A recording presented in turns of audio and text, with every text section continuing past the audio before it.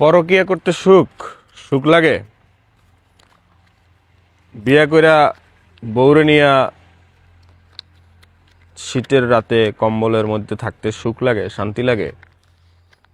প্রেমিকাকে নিয়ে কক্সবাজার সমুদ্র পাড়ে রিসোর্টে হোটেলে থাকতে সুখ লাগে। ওগুলো সব মিথ্যা।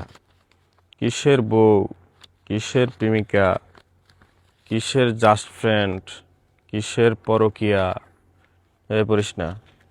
কিসের পাশের বাসার ভাবি, পাশের বাসার বড় সিনিয়র আপু, কিসের সুখ কিসের কি।